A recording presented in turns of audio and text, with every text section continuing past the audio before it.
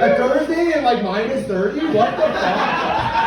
And also, like, you got like a 2-for-1 tonight, right? There was a fucking rap concert out front. And then the show, I was like, alright, what's going on?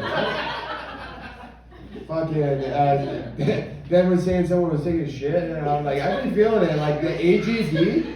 I've been drinking Alberta genuine draft for 2 days straight, and it's not good. My body's like not used to having this kind of, barley go through me anymore. Yeah.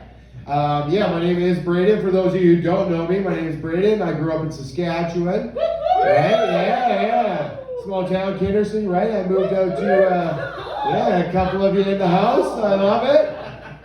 I moved out to Toronto a few years ago, right? And it's been good, it's been good. I started listening to Drake. Right? Started cheering for the Raptors. I got hit by a car. Guess you can say I'm fitting in there. Right? Yeah.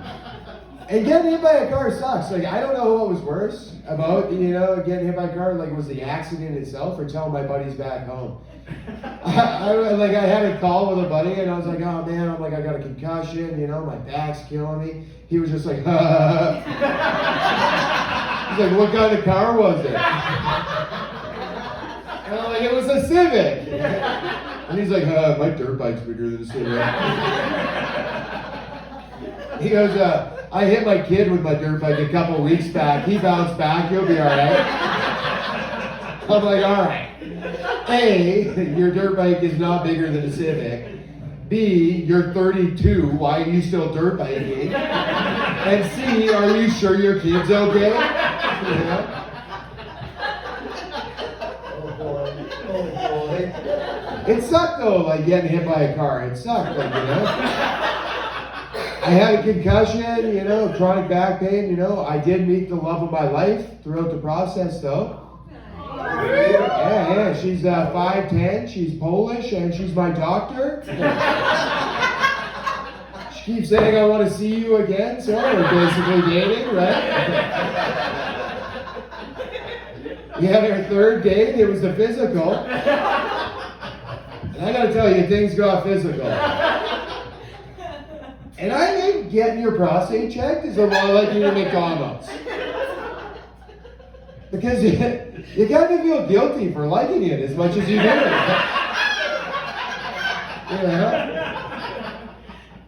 Like when you go to McDonald's, you eat a Big Mac afterwards, you just feel like gross and bloated, right? You get your prostate checked, you're just a little bi-curious afterwards. You're like, I don't think I'm playing for the right team,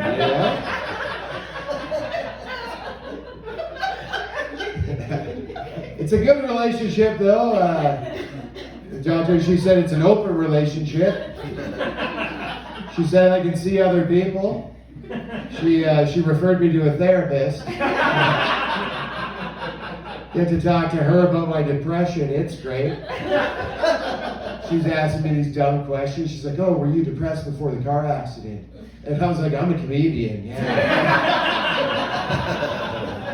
She's like, okay, and have you been depressed since the car accident? I'm like, yeah, it's worse. And she's like, well, why is it worse? I'm like, because I didn't die in the fucking accident.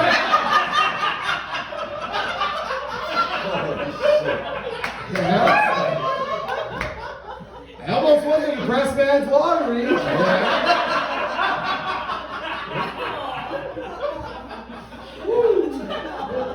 Then this therapist, she told me, she's like, you need to meet new friends. You're in Toronto, you need to meet new friends, right?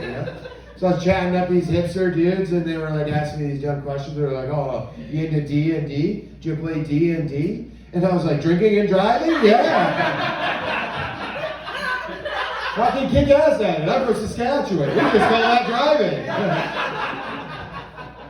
Like our roads are completely straight. You have to drink some beer to make it a bit of a challenge, right?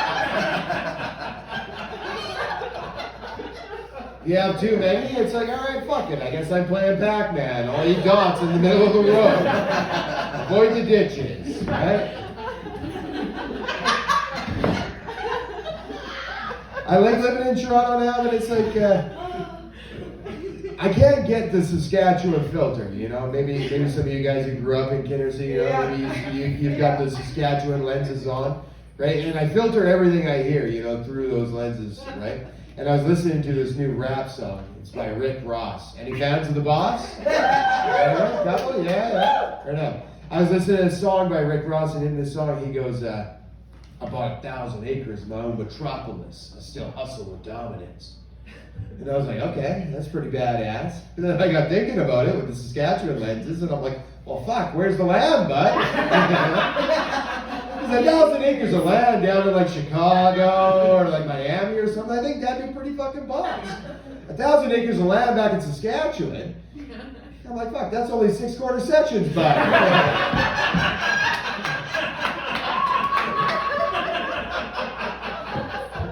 I'm pretty sure you can harvest that in like 2 days.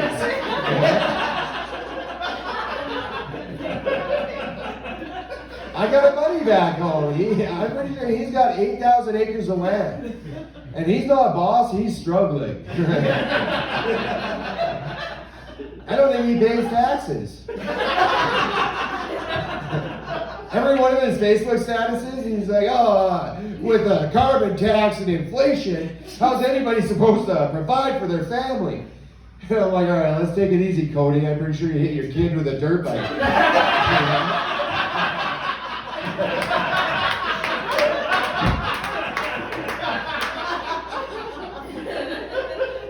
It was like, it was weird though in Saskatchewan growing up, like in my household anyways, like I know some of you guys know my dad. My dad was really weird, like oil and gas dude. I didn't see him like a whole lot growing up, but like I remember he like went out of his way one time. We built a fence in the backyard, and he went out of his way to make sure it was 4 feet bigger than what the bylaw was. He had this super huge fence, and he put nails on the top of the fence. Like, it was insane. Like, if cats, like, were, like, walking, they'd, like, walk across the fence, they'd go on arc, they'd, like, ow! Jump off, right? And we were in the hot tub. I remember, like, being in the hot tub, and, like, buddies would, like, come back, and they're like, oh, yeah, and they, like, jump up, and I'm like, oh, shit, damn! And they're like, what the fuck, man? It was, like, insane. We, like, look back at it, and I'm like, why the fuck would he do that, you know? And I remember when my dad was, like, building it, and I was like, he's putting the nails up. I'm like, Dad, who are you trying to keep out? He's like, everyone. I'm like, all right. I guess you're not going to be there for me emotionally one day. Right? And it was weird, too. In my household, it was weird. Because my mom, she was a stay-at-home mom. She was a stay-at-home mom. And I think there's another word for stay-at-home mom in Saskatchewan. It's called alcoholic. Right? And it's fucked up because my dad was a hobbyist winemaker. And I got to a point in time where he couldn't keep up. Well, this is one of the chicken and the egg scenarios. Who created this monster? My dad actually had to have a family meeting, and he was like, look, guys, he's like, I can't keep putting bread and wine on the table. So you kids are going to have to start helping out, you know, with the winery process, you know. You got to keep up. You got to feel the dragon, right?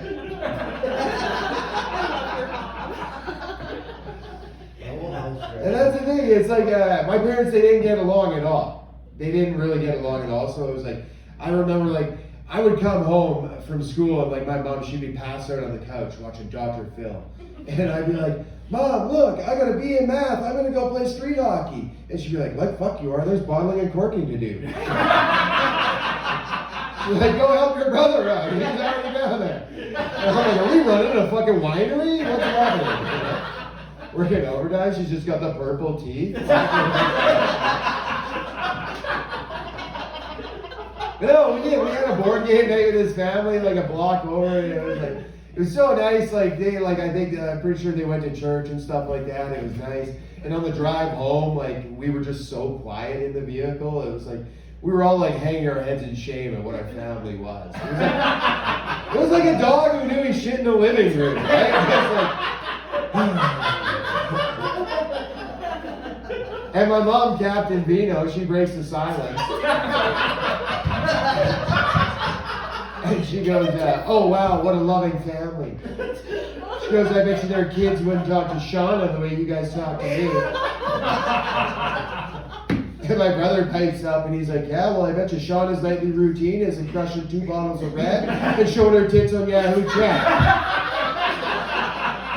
My mom was obsessed with Yahoo Chat in the early 2000s, right? We all had like webcams and shit back in the day, MSN. Who didn't flash a titty or flash a dick on fucking webcam, right? Chat rooms in the early 2000s, that's just OnlyFans now. You know? Minus the money, right? I don't know. And here's the thing, it's like I know, like I make jokes about it, I'm not shitting on my mom at all. I know, like, I've done work on myself, you know, and I know that, like, my mom, she was like numbing her trauma with the booze, right? Like, that was her outlet, you know, booze and hard, she was trying to numb her trauma, right? Because her parents were from Medicine Hat. Yeah. It's like when you have grandparents from Medicine Hat, you learn at a young age that grandma can shotgun a beer. You realize that liberals are pussies. And you realize that grandma can take a punch. And it is fucked up, you know? Like, looking back, I'm like, oh, my grandpa hit my grandma, what a piece of shit. But when I really do think about it, every time my grandpa showed up to visit, it was always like good laughs, good times. He'd show up with a bag of chocolate bars for me and my brother, right? Every time my grandma showed up, it was just like yelling, and she'd show up with 24 Pilsners and a carton of Du Maurier smokes. For her. I'm like, who's the monster here? You know? Is it grandma? Is it grandma? Or is it just Medicine Hat?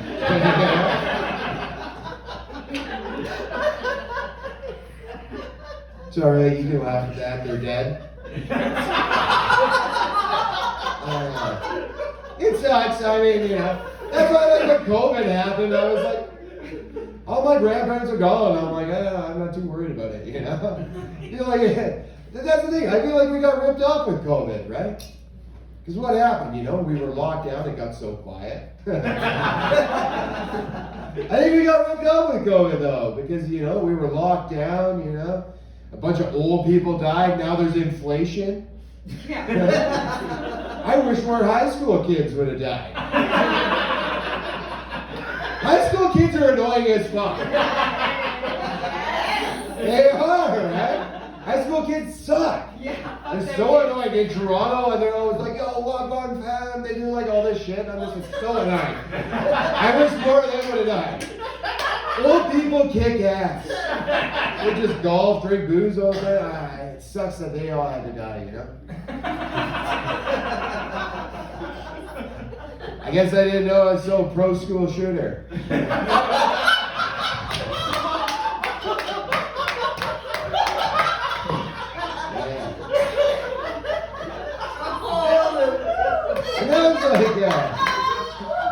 That was the fucked up thing with like COVID and, you know, the pandemic, all of it. Like, it was so fucking depressing, you know, the control of all of it, the lockdown. I remember the last lockdown. You remember like when they put us back in December? I was like, I was like thinking, I'm like, man, I wish the fucking Mayans would have got it right. You know? Really, I wish, you know what, 2012, why didn't shit just end then? You know? Last 10 years have been pretty shit.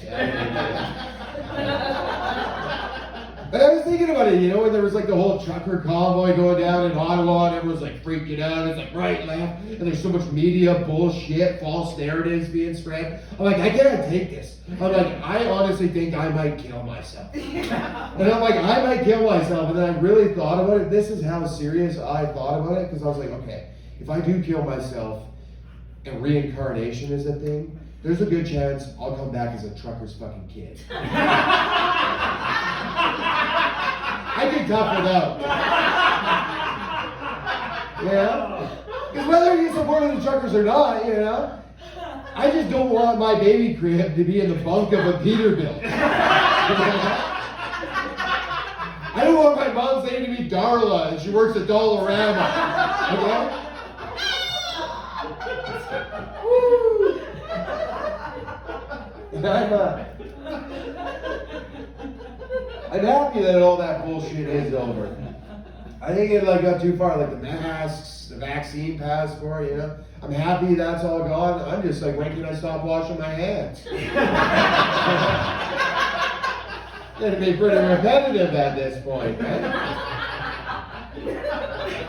Here's the thing, it's like I'm happy the vaccine passport is over, but I'm like, I also have mixed emotions about it because I'm like, well now, how are we supposed to know who's racist or not?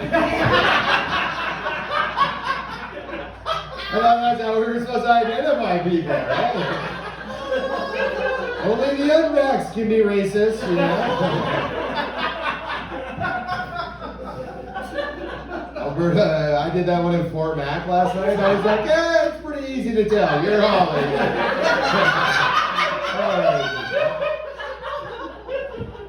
And I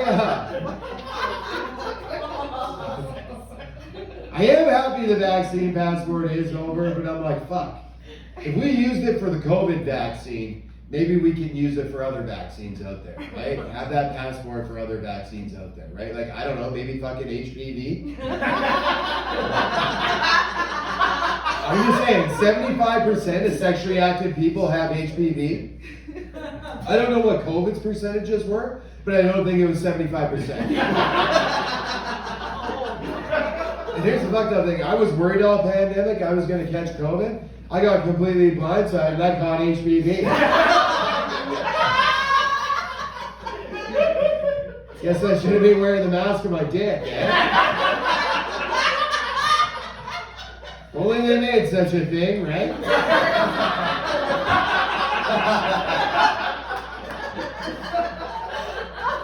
And there's what?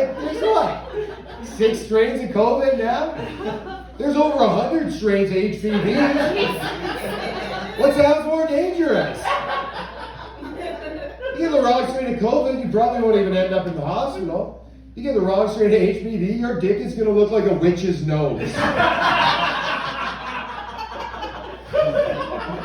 I'd rather die from COVID than have warts on my dick the rest of my life. Here we are.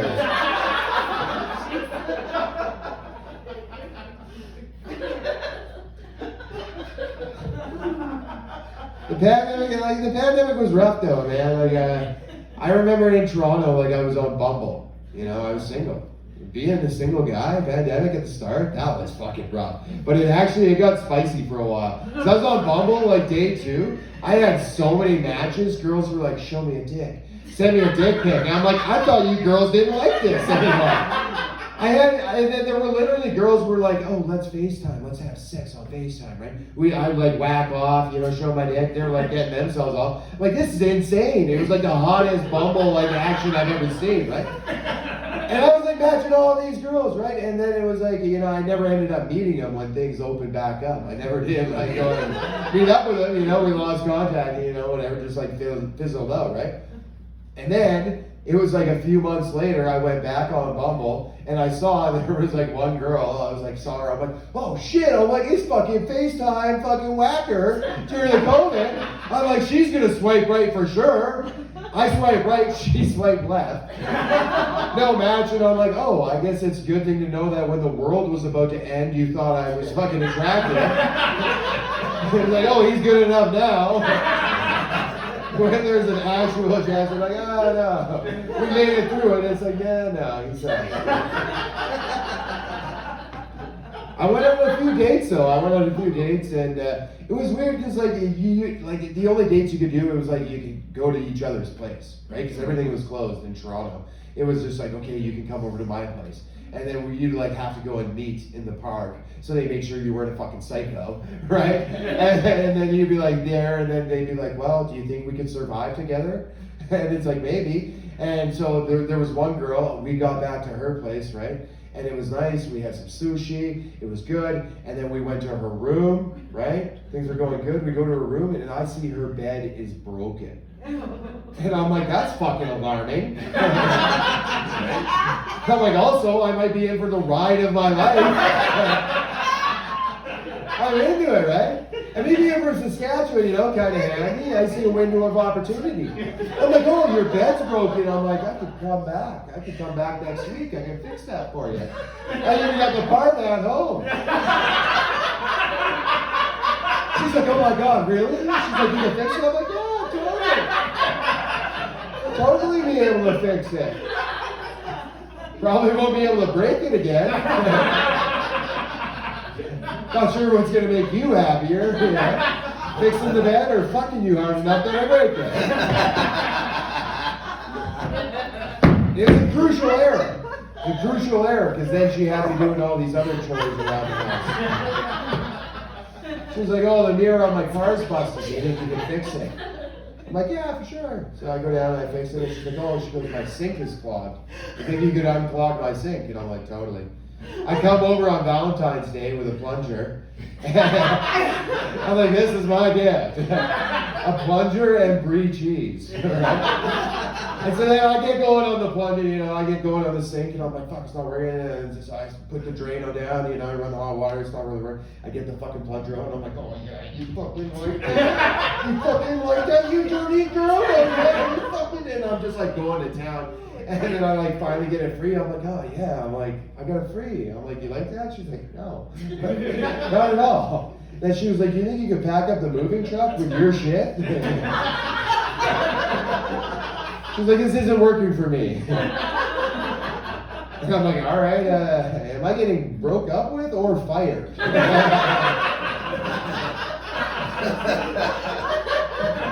I swear, this girl, she just needed a bunch of chores done, and she was like, I don't want a plumber coming in the house, I don't want to see a mechanic, I don't want someone to fix the bed, I'm just going to find one guy who can do it all. And I thought about it, because on my profile on Bumble, it said, my profile said, Jack of all trades, master of none.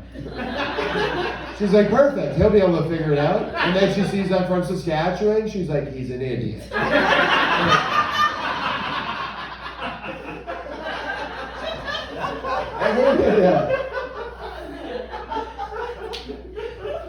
I hated how like during like the first wave, like they locked down the public washrooms. In some places they still do, and I'm like, this is fucking bullshit. We need to fight back and get our fucking public washrooms out. Because here's the thing, the first year of lockdown, I ended up shitting in a back alley. That's how bad it got. I was shopping downtown Toronto, Best Buy was open, I'm in there shopping, and I get rumble guts. And I'm like, oh no. I'm like, I gotta shit. This is not good. I go to the guy, I'm like, dude, I gotta go. And he's like, no, sorry, no washrooms go. And I'm like, dude, I'm gonna shit my pants.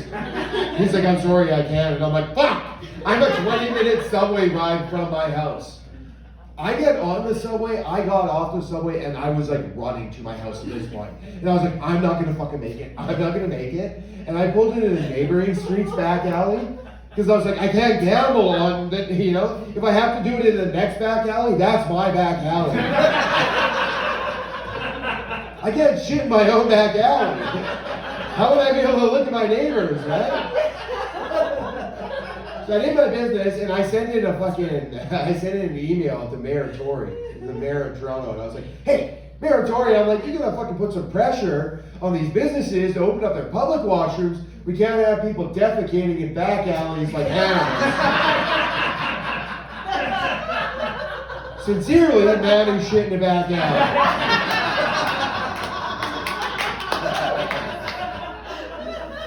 And they replied, and I didn't think they were. They replied and they said, oh, we're sorry for the inconvenience this may have caused you. We'll be sure to make your concerns known across the office. I'm like, oh, I'm glad you're having a laugh at my expense. I was like, hey, everyone, go look at this email. This guy had me shit in the back alley. You think we should open up public washrooms? They're like, no, fuck it. And I was living in Toronto. I had Asian landlords I was living with. I lived with these Asian landlords, and their mom had come over from China the year before. She didn't speak any English at all. And we had like tried communicating throughout the year. She would give me some food and stuff, and it was all like sign language, like shit, like because I don't speak Chinese, she doesn't speak Canadian, right? Any at all. I started making these cinnamon buns, right? And I'm fucking making these cinnamon buns, and I'm making them 2 mornings in a row, and this old Asian lady comes down and she sees me making them, and she goes, "Fat." And I'm like, "What?" I'm like, "That's your first attempt at English communication? You know? You couldn't have tried an easy word like hello or something like that? You have to call me fat? Really, you gotta call me fat?" So I shit in her back alley.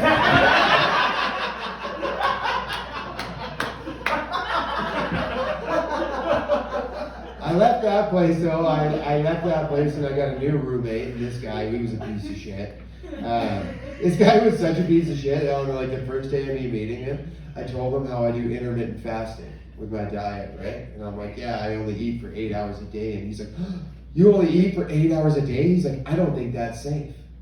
I don't think it's safe to intermittent fast." And I'm like, "Oh, you don't think that's safe?" I'm like, "Dude, you're drinking the fucking Labatt Blue." Like, Labatt Blue is not safe, dude, you know? And you're a white dude drinking Labatt Blue, you know? Maybe if you're new to the country, maybe you don't know the implications of drinking that beer, you know? A white dude drinking Labatt Blue, it's like, dude, you know that's the national symbol for house arrest. Yeah. You've definitely taken a swing at a girl at a point in time in your life.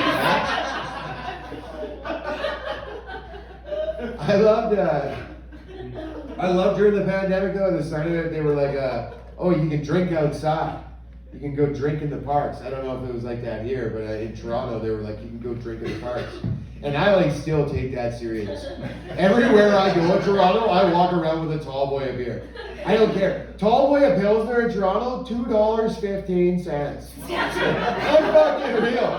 You're telling me for $10 I can get fucking smashed walking down the sidewalk? Yeah, I'm gonna fucking do that. I go into the mall, everywhere I go, I have a fucking open beer. I go into the subway, I fucking crack a beer, and I'm like, "Oh, what, you're gonna rat me out to the cops, you know?" If the subway people come up to her like, "Oh, you have an open beer," I'll be like, "Yeah, I didn't fucking pay the fare either." You know, I don't care. If the cops ever did come out, they'd be like, "Oh, open beer," I'd be like, "COVID." You guys said. I remember. People don't forget. And nobody's giving me flack. Nobody's really giving me flack, but there was one time somebody gave me flack. I mentioned this kid. This kid was like 6 years old, or grade 6. Sorry, grade 6. I was walking by his school. This kid was like maybe 11, 12. Looked like grade 12. He was probably at the back of the room, right? And I'm walking, and I got this beer, right? And this kid, he was just like nodding, like shaking his head, just like glaring me down as I walked up to him. And as I got close to him, he looked at me. He's like, "Labatt Blue?" And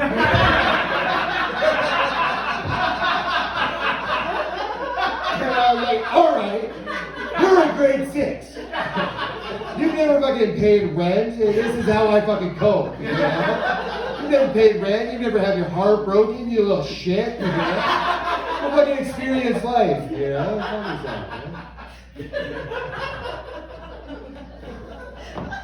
I told my therapist that I told her because you know, she thinks my drinking is a problem, and I'm like, "What?" I'm like, "A lot of the time I go to the pub, I drink beer, and I shoot darts." I'm like, "In Saskatchewan, we call that self-care." And she was like, "Well, I think that's unhealthy. That's an unhealthy coping mechanism."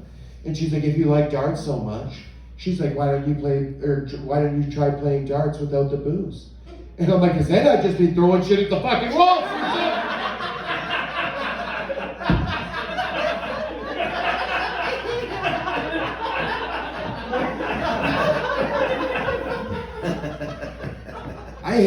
I hated Kindersley for the sole reason that there was only 5,000 people in the town, small town, 5,000 people, and there was only one drug and alcohol counselor. For the whole town.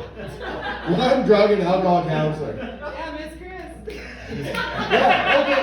Oh yeah, Miss Chris in the high school, but then later on there was Brian Kirkness. Yeah. And it sucked. You know, Brian Kirkness, he was the only counselor, 5,000 bucks. The only one. And it just so happens I had fucked his daughter in high school.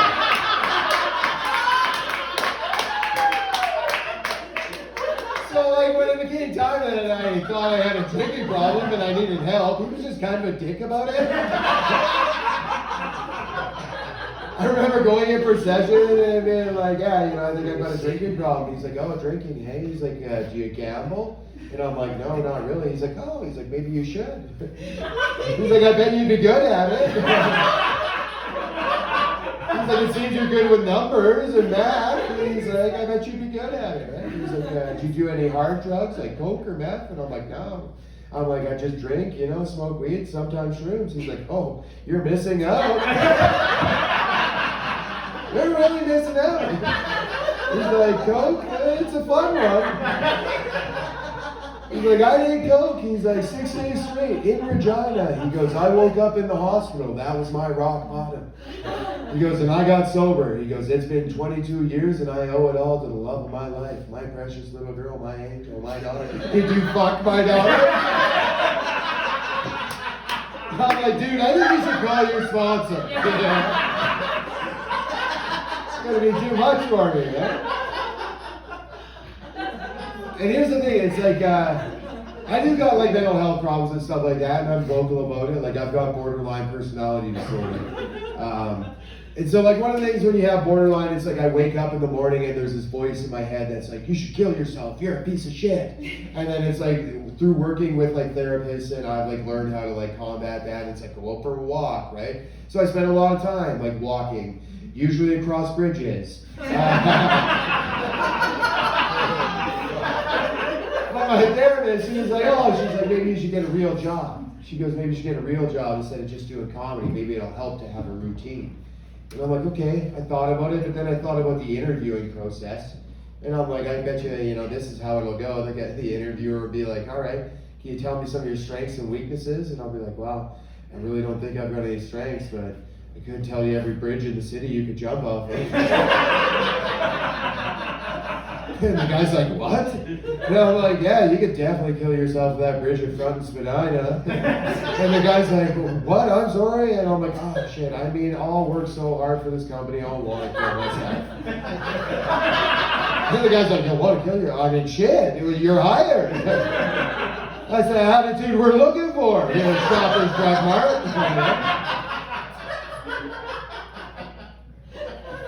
It's like, I don't know, like I've got borderline, and that's why with the whole like Johnny Depp, Amber Heard thing, I didn't know whose side to take, right? Because Johnny Depp, right, substance abuse, piece of shit, I'm like, I identify with him, I see where he's coming from, right? But then a bit Amber, abusive partner, emotionally abusive, BBD, I identify with that too. I'm like, I don't know, I think I do identify with her more though, because like, there's this, when you have BPD, there's this fear of abandonment, fear of rejection. So when relationships end, there's this voice in your head that's like, you're gonna be alone for the rest of your life. And your heart starts beating, and you're like, no, you're not. You're gonna be fine. You're gonna be okay. You're gonna bounce back. There's tons of fish in the sea. And then the voice comes back, it's like, no, she's fucking some other dude with a way bigger dick. And you're like, that's okay. She's gonna fuck other dudes. You're gonna fuck other girls. And then the voice comes back, it's like, no, sneak into her house and take a shit in her bed. And I'm like, that's how I ever got to that place,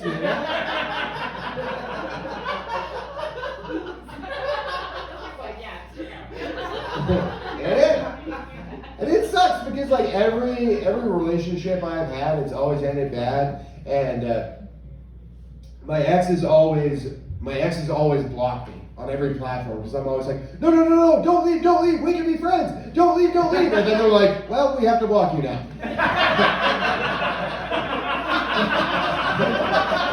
And it sucks being blocked on every platform, right? Because then it's like when their birthday comes around or holidays and a few years have passed, and it's like, oh shit, it'd be nice to be like, hey, happy birthday, I was thinking of you, right? But I can't do that, so it's like now I gotta send him an e-transfer, right?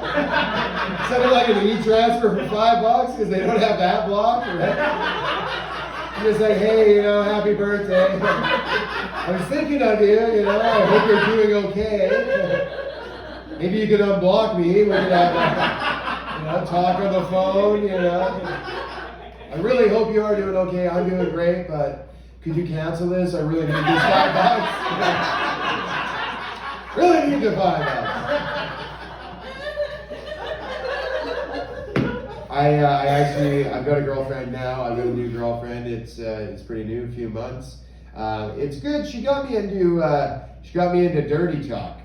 Round of applause. I'll close my eyes so I don't know who, but round of applause if you like dirty talk out there. Not cool? All right. Yeah, here's the thing. I never liked dirty talk. I never liked dirty talk during sex, but she got me into it. This new girl, she got me really into it. It's like, now I think I'm maybe into it too much. Like, I really like it, and it's like, now I'm like, fuck, I don't know if I can marry this girl anymore. Because, say we get married, say we have kids. My kids start getting older, start getting their hormones, and the one's like, shut the fuck up, Mom, you're a bitch. In my head, I gotta be like, oh, yeah, give it to her, son. She can take it. I gotta put on those dad shoes, I gotta be like, Jimmy, don't talk to your dirty whore. I mean, don't talk to your mom that way, Jimmy, fuck. Just some respect.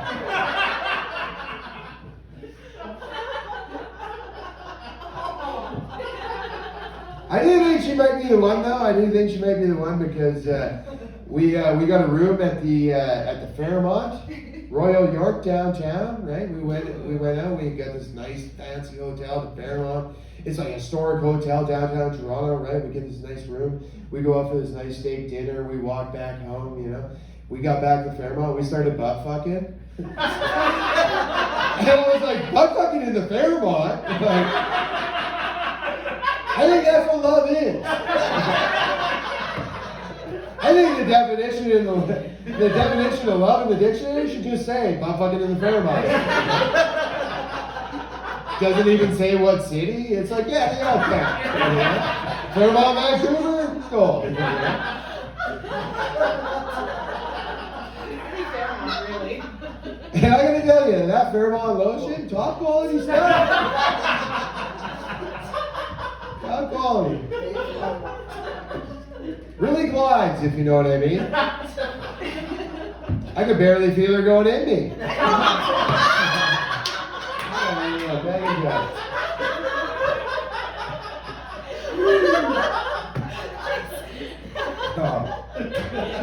What else do we got here? Oh yeah. I feel like every generation gets better. I mean, Uber Eats is pretty kick-ass, right? Our parents didn't have that. It's pretty convenient. Get McDonald's delivered to us. It's pretty good, right? I feel like future generations, they're gonna have it a lot better than we got, right?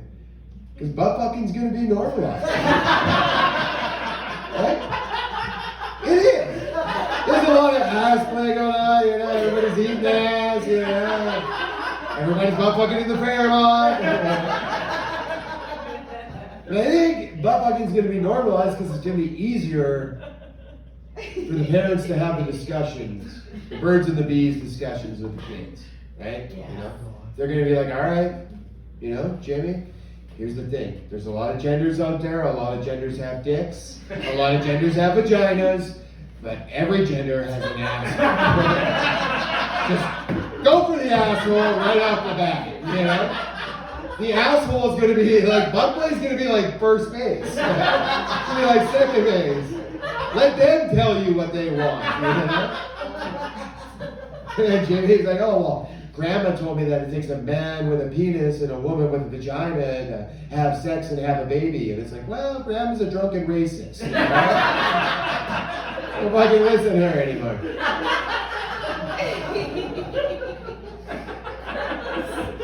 You guys hear about this? You guys hear about the euthanasia stuff? The assisted suicide here in Canada? It's a hot topic right now. It's kind of fucked up, I think. I was reading an article on it, and one of the guys, there was an article, one of the guys who got assisted suicide last year. Apparently his only reason on the application was hearing loss. And then he got in the hospital, and then when he got in the hospital, he called his brother and said, get me out of here. And then a month later, he had assisted suicide and he died. Oof. Hearing loss was the main complaint. I'd like to think that it maybe started with him like being at home and being like, fuck! I'm not wearing these fucking hearing aids, they suck ass! I'd rather kill myself than wear these fucking things! And his family was like, Doug, it's not that bad. Just wear the fucking hearing aids. He's like, no! He's like, I'd rather kill myself! He makes a big fucking, big kerfuffle, and they're like, alright, well, we gotta call the cops on it. Maybe go into the hospital, we'll teach him a lesson, maybe he'll smarten up, realize how good he's got it, right? He gets in the hospital, he doubles down, and he's like, no! He's like, I'm not wearing these fucking hearing aids! This is bullshit! Kill me! Kill me! He signs off on it, they're like, alright, we'll kill you. And then he starts thinking about it, he's like, well shit, I actually don't want to die. And he's like, wait, I actually don't want to die. And then they're like,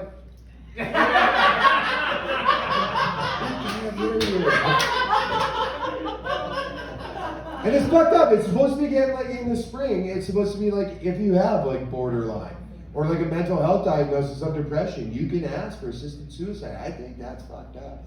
Yeah. I think it's messed up. And I know that the Trudeau, he's gonna do his little press conference, right? He's gonna come out and he's gonna be like, dear Canadians. He's like, we know you've had a tough time during the pandemic. And we want to let you know that the Liberal Party in Canada supports you. The government of Canada will always support you and your choice to kill yourself. Because 92% of you were supposed to die from COVID in the vaccine. That didn't happen, so this is what we're going with.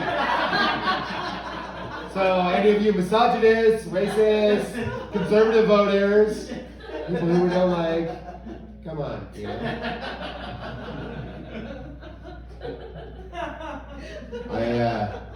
I saw an article recently that said cheese is just as addictive as cocaine. And I'm not sure I agree with that at all. Because I've never stayed up till 9 in the morning eating fucking cheese. Not one time. Sometimes I do spend a lot of money on cheese, though. And the next day, I'm like, fuck, I should have spent all my money on cheese. Kind of like Coke. Once I start eating cheese, I won't stop till it's all gone.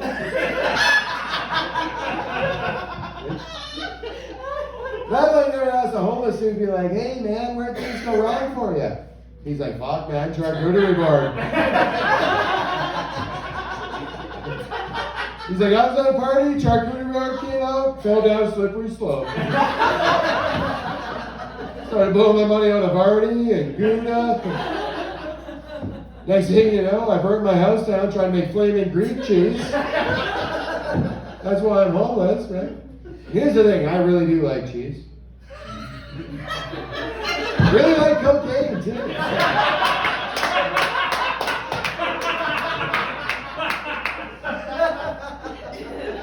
But I'd never be like, oh, maybe I'll go to the strip club tonight and do a line of Parmesan on stripper's ass. I feel like it's not going to have the same effect as Coke, right? And say I hook up with a stripper afterwards, and she's like, oh, you can't get hard? What, you been doing too much Coke? You got Coke dick? I'm like, no, babe, I got a bocconcini boating. Yo, provolone penis. The plastic feta. Gorgonzola draft net. Swiss skin flute.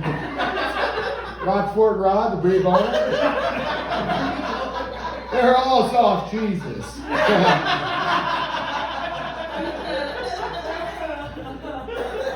I text my mom that joke when I was writing it. She just texted me back saying Gouda. I'm like, oh, is that pairing well with your red wine tonight, Mom? Alright. I'm going to give you guys a couple more and then I'm going to get out of here. Anybody out there got one of those tushy bidets? Yep. Yeah? Alright. One out of the whole crowd, not too bad. Do you like it? It tickles the butt, yeah. I feel like, here's the thing, I feel like most people who have tushy bidets are kind of pretentious cunts.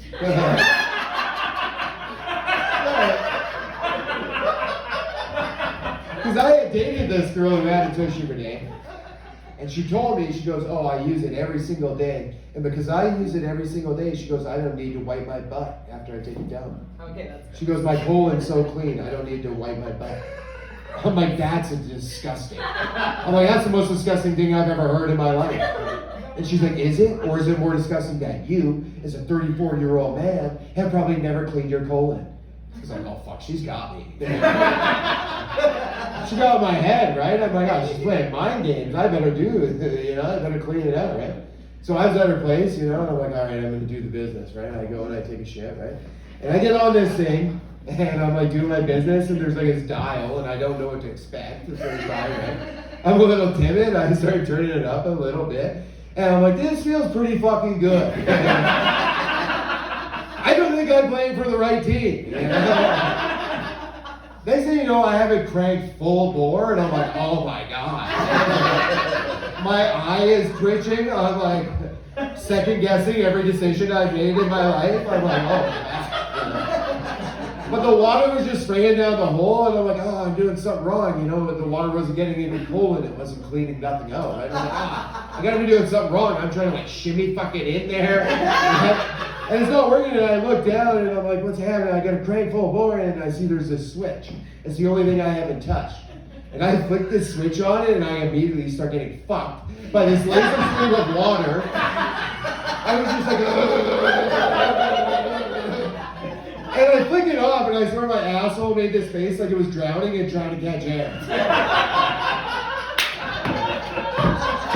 It was just like... It puckered for like 10 seconds, and then water just fell into my body. For the next 4 hours, I walked around with wet farts. Like, I think I'd rather take the dirty colon over the wet farts at this point.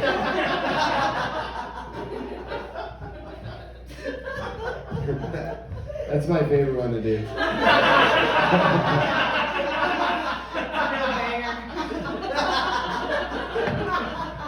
I found out though, this is the last one I'll give you guys. I found out that I've been doing some work on myself, like healing, meditation, stuff like that, and I found out that we store trauma in our hips. And I'm like, that's insane. That we can store trauma in the body, in our hips. Like right here in my hip. Or all those times my dad was like, ah, nice bitch tits, you little pussy. All right, I'm in Brandon Lynch. Thank you guys so much for coming out tonight. I hope you guys had a good time. One more time for Brandon Lynch, everybody. Not bad. That was my show. You guys have fun tonight? Heck yeah. Thank you so much for coming. We really do appreciate it. We can't do it without you. And you guys really made the 12 of you seem like there were like 15. So it was awesome. Thank you guys so much. We do have another show on Saturday at 7 p.m. We have another show, so if you have friends in town, you want to tell them about it, it'll be awesome. We got some 2-for-1 tickets. Can we give it up one more? We should follow Cabo on Instagram, Cabo Comedy. We'll be back probably next year. We'll do another tour. You can come see us again then. Follow Braden Lynch, Danny Martinello. You can follow me too if you want. Whatever. One more time for the Grindstone for having us tonight. And how about one more time for Braden Lynch, hey, our headliner? Fuck yeah, you guys have been great. Come over here with us outside. We'll see you out there. Good night.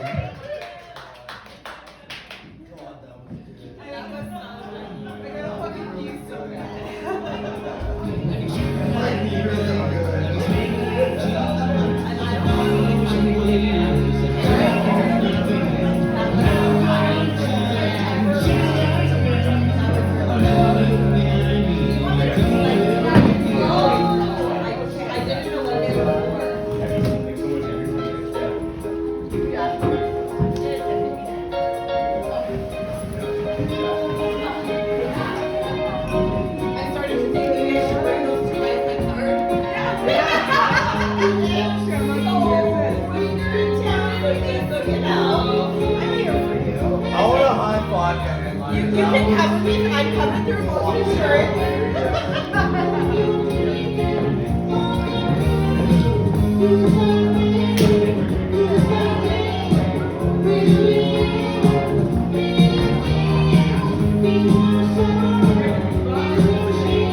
What a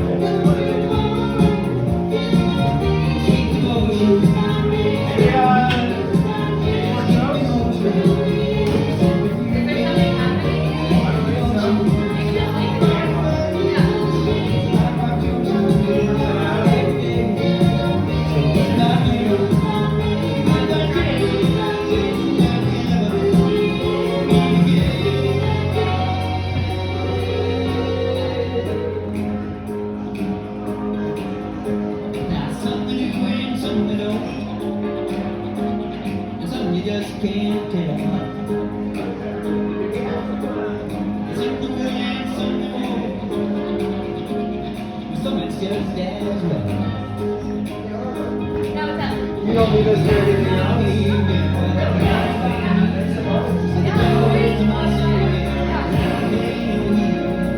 Oh, where's my? Oh, yeah.